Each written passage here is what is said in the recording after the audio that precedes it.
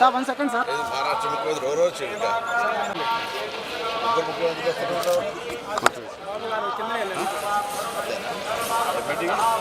Temples expo international temples. Okay తీసుకున్నాక sir రండి sir వచ్చాను. 1 సెకండ్ సార్. వాళ్ళు ఇచ్చిన ఆఫీస్లో ఉంటారంటే BR office time video sir వచ్చాను సార్.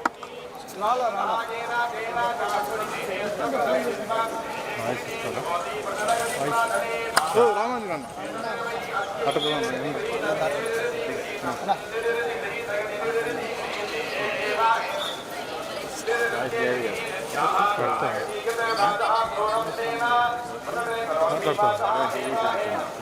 ఏముంది కానీ అక్క చలాపులే స్ట్రైట్ వచ్చేసాను. స్ట్రైట్గా వచ్చాను.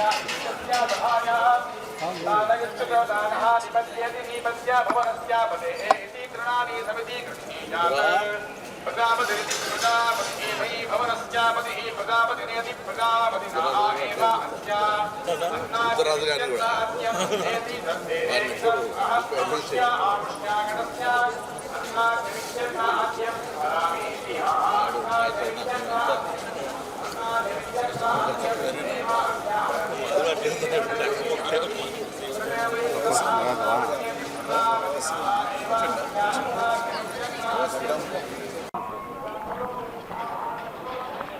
మైక్ తీసుకున్నాను.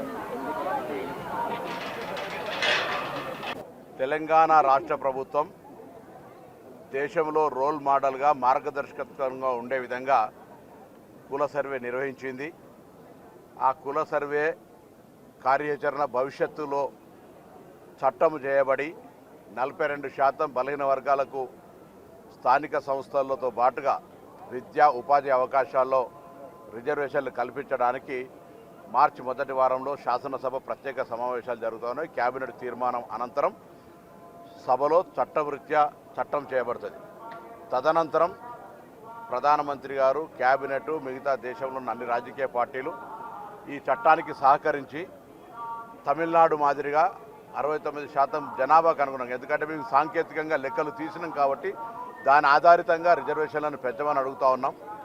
సో తప్పకుండా కేంద్రంలో ఉన్నటువంటి పెద్దలందరూ, తెలంగాణ, ఆంధ్రప్రదేశ్ నుంచి ప్రాతినిధ్యం వహిస్తున్నటువంటి బీజేపీ మంత్రులు కానీ, నాయకత్వం అందరూ కూడా కలిసి ఈ దేశంలో మార్గదర్శకత్వంగా జరిగిన ఈ సర్వేను దేశవ్యాప్తంగా ప్రజలకు ఉండేటువంటి ఒక మార్గదర్శకత్వంగా ఉండే ఈ యొక్క సర్వే తెలంగాణలో 42% బీసీలకు రిజర్వేషన్లకు కల్పించే ప్రక్రియకు ఆ భగవంతుడు సహకరించాలని ఏడుకొండల వారిని ప్రార్థించుకుంటూ, ఏడుకొండల వారు తప్పకుండా ఆ దిశలో తెలంగాణ చేపట్టిన కార్యక్రమానికి నిండు ఆశీర్వచనం ఇచ్చి బలహీన వర్గాల సంక్షేమము, ఆలోచన, వాళ్ళ అభివృద్ధి కొరకు కూడా ఆ భగవంతుని ఆశీస్సులు ఉండాలని ప్రార్థిస్తూ ఉన్నాం.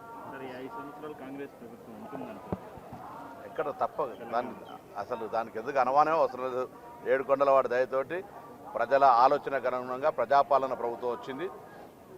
5 సంవత్సరాలు కాదు, 10 సంవత్సరాల పాటు ప్రభుత్వం కాంగ్రెస్ ప్రజలకు తెలంగాణ అభివృద్ధి దిశలో తీసుకుపోయే విధంగా రైజింగ్ తెలంగాణ దేశంలోనే అగ్రభాగాన నిలబడే విధంగా మా కాంగ్రెస్ ప్రభుత్వం కొనసాగుతుంది.